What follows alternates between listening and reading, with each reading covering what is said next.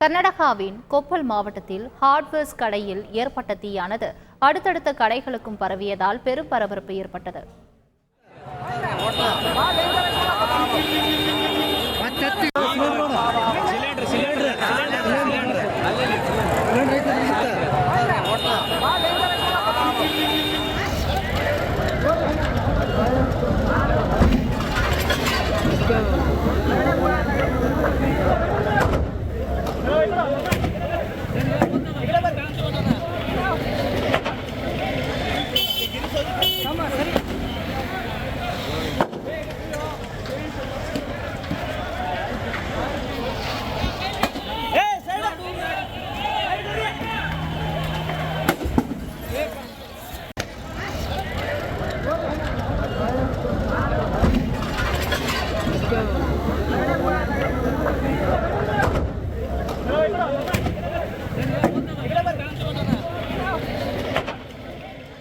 இது குறித்த கூடுதல் தகவலை செய்தியாளர் பாரதி ராஜா வழங்க கேட்கலாம். பாரதி ராஜா, வணக்கம். இந்த தீ விபத்து எப்படி ஏற்பட்டது?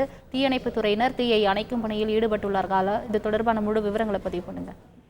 கண்டிப்பாக இன்று பிற்பகல் சுமார் 3:30 மணி அளவில் கர்நாடகாவின் கொப்பல் மாவட்டத்தில் உள்ள ரயில் நிலைய சாலையில் இந்த தீ விபத்து ஏற்பட்டிருக்கிறது. அங்குள்ள ஒரு ஹார்ட்வேர் கடையில் மின் கசிவு காரணமாக இந்த தீ விபத்து ஏற்பட்டதாக கூறப்படுகிறது. இந்த தீ உருவான உடனேயே அங்கிருந்த மக்கள் உஷார்படுத்தப்பட்டு அப்புறப்படுத்தப்பட்டார்கள். தீயணைப்பு படையினருக்கும் தகவல் தெரிவிக்கப்பட்டது. ஆனால் தீயணைப்பு படையினர் அந்த சம்பவ இடத்திற்கு வருவதற்கு தாமதமானதாக கூறப்படுகிறது. இதன் காரணமாக அங்கு ஏற்பட்ட அந்த ஹார்ட்வேர் கடையில் ஏற்பட்ட தீ அடுத்தடுத்து இருந்த பிளாஸ்டிக் விற்பனை கடை மற்றும் மதுபான கடை ஆகியவற்றிற்கு பரவியது. இதனால் இந்த தீ விபத்து பெரிய அளவிலாக மாறி 50 லட்சத்திற்கும் அதிகமான பொருட்கள் இந்த தீ விபத்தில் எரிந்து சாம்பலாகி இருக்கிறது குறிப்பிடத்தக்கது.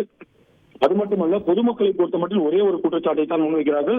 தீயணைப்பு வாகனம் வந்ததும் ஒரே ஒரு வாகனம் தான் வந்தது. ஏனென்றால் தீயின் தீவிரம் குறித்து நாங்கள் மிக தெளிவாக எடுத்துக் கூறினோம். ஆனால் ஒரே ஒரு வாகனம் தான் வந்தது. அந்த வாகனம் எந்த தீயை அணைக்க போதுமான தண்ணீரை கொண்டு வரவில்லை என்ற ஒரு குற்றச்சாட்டை முன்வைக்கிறார்கள். இதுதான் இந்த விபத்தில் இவ்வளவு பொருட்கள் சேதமாவதற்கு மிக முக்கியமான காரணம். அடுத்தடுத்த கடைகளுக்கு தீ பரவுவதற்கும் இதுதான் காரணம் என்று குறிப்பிட்டிருக்கிறார்கள்.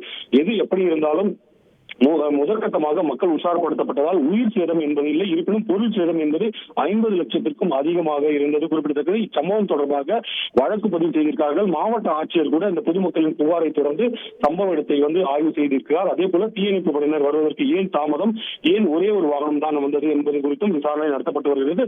தற்போதும் இந்த தீயை அணைக்கும் பணியானது தொடர்ந்து நடைபெற்று வருவதாக கூறப்படுகிறது. ஏனென்றால் 2 மணி நேரத்திற்கும் மேலாக, ஏனென்றால் ஒரே தீயணைப்பு வாகனம் தான் வந்தது, அது போதுமான தண்ணீரை கொண்டு வரவில்லை. எனவே மற்ற வாகனங்கள் வருவதற்கும் தாமதமானது. எனவே தீ அணைக்கும் பணியானது தற்போதும் தொடர்ந்து நடைபெற்று வருவதாக கூறப்படுகிறது. ஆனால் தீ தற்போது கட்டுக்குள் கொண்டு வரப்பட்டு விட்டது. நன்றி பாரதி ராஜா. செய்திகளை உடனுக்குடன் தெரிந்து கொள்ள உடனே சப்ஸ்கிரைப் பண்ணுங்க.